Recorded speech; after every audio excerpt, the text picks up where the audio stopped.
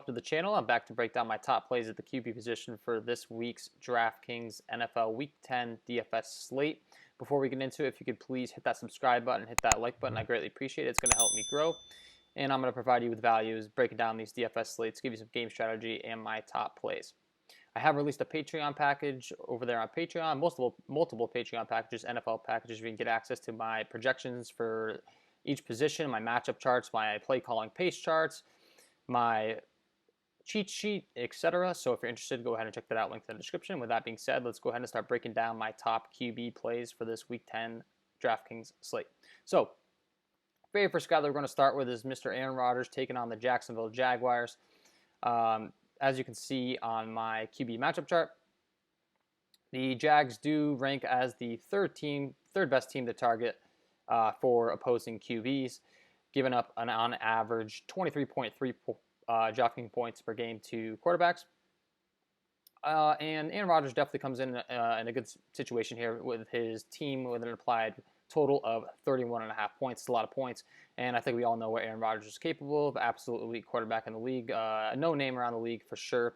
And with that 31 implied team total and Jacksonville's ability to, or lack of ability, I should say, to stop QBs this year, Aaron Rodgers is definitely the first QB that I'm starting off with, and his price tag does reflect it on DraftKings at 7.9, second most expensive QB on the slate. So you're going to pay for him, but I think he's going to be well worth it in this matchup against Jacksonville this week.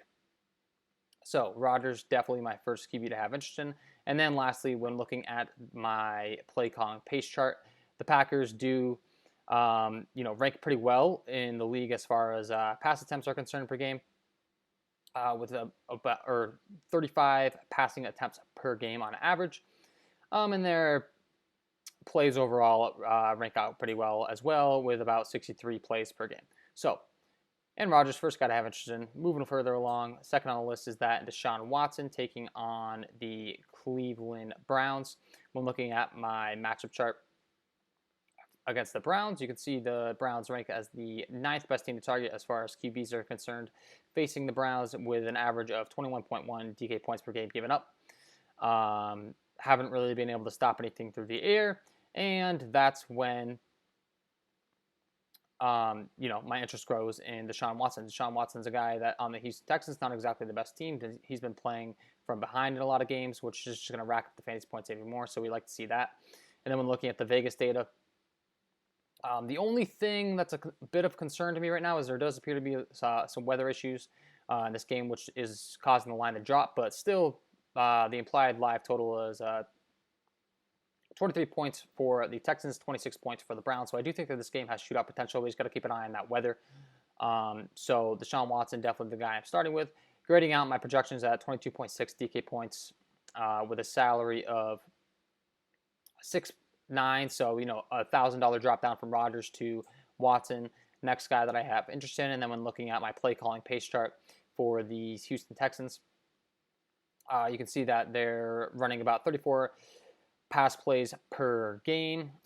Pretty solid. I mean, color-coded data sheet, this is comparing against the rest of the league. They're in the orange, so not bad at all. More towards the yellow, so they're up there in the upper mid-range as far as passing plays ran per game, like Deshaun Watson. And then I do have Baker Mayfield down here in the same game, coming and taking on these Houston Texans. When looking at my matchup chart, the Texans haven't exactly fared well against the pass. 8th best team to target for QBs, giving up 21.1% or 21.1 DK points per game. A lot of TDs and only 2 interceptions on the year. So as far as turnovers are concerned for Baker, I do think that this is a solid matchup to target because the Texans haven't been forcing a lot of picks through the air against these QBs. So I do like Baker Mayfield. Looking at the Vegas total, as I had mentioned, it's up there. I do think he's a viable option. And when looking at his price tag, I can see he's down at $6K this week on DraftKings. So I think he's a viable target. Jared Goff taking on the Seattle Seahawks. The Seattle Seahawks have been a team we've been able to pick on all year long. Absolutely terrible against the pass. When looking at my matchup chart for QBs, the Seahawks are the best team to target against QBs. Just play QBs against the Seahawks every single week. You're going to be happy with the results.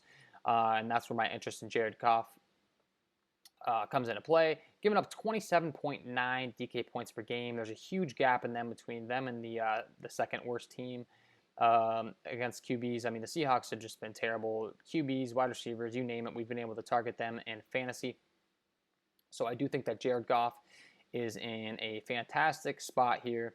And when looking at the Vegas lines for this game, we can see that the Rams are projected to score 28.5.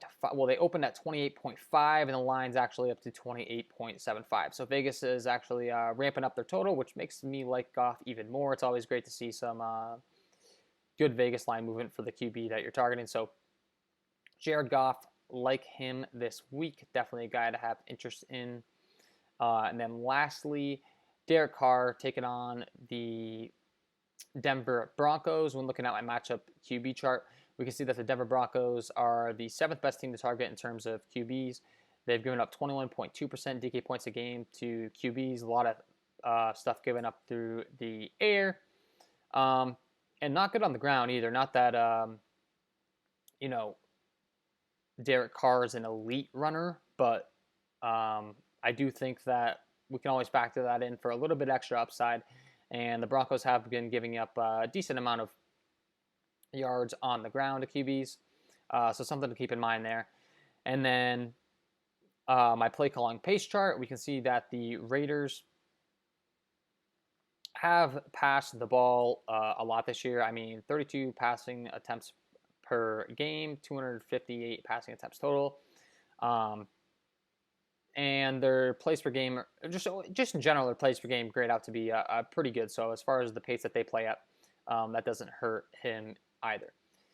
Lastly, the Vegas total for these Rams is grading out to be pretty good. 27.75 implied team total at the open, and now they have a 28 implied total on the live line. So definitely have some interest in Derek Carr. Lastly, his salary is a drop-off from some of the top options that we talked about at only $5,400 on DraftKings. I do think that he's priced in a really good manner as far as the matchup and everything. So on the cheap end, I do like Derek Carr. I think he's a great option to go to if you're trying to jam in some studs at the wide receiver position or tight end position. I mean, granted, we're always looking to stack in these tournaments. I'm sure you're going to want to pair him up with some of his weapons and maybe an Aguilar or Ruggs. So his price is at a discount compared to some of the other names that we've talked about, like a Baker Mayfield, Jared Goff, Deshaun Watson, and Aaron Rodgers. So those are my top QB plays on this Week 10 slate of NFL DFS slate on DraftKings. If you enjoyed the content, please hit that subscribe button, hit the like button. It's going to greatly help me as far as growing the channel. And I'm going to continue giving you guys value and providing you with some insight as to all of these NFL plays on a weekly basis. If you're interested in my Patreon package that I just released with the projections, the rankings, play calling, pace chart, all that fun stuff, link will be in the description. I appreciate you guys tuning in. And we will see you in the next video where we're going to start breaking down running backs.